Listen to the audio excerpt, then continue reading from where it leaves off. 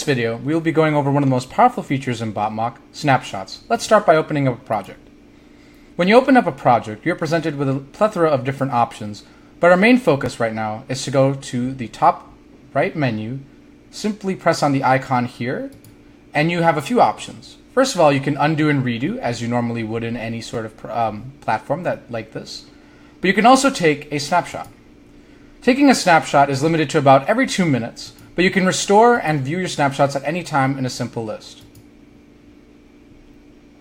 In the list, you can see a lot of different automatically saved snapshots and the ones that you've taken.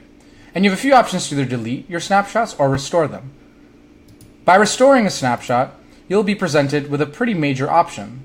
You'll be able to actually view your snapshot as a separate project completely to not conflict with the current project that you may have.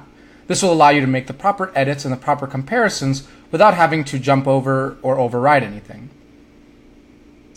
Another way to access your snapshots is to simply press on the cog here, view snapshots, and there you have it.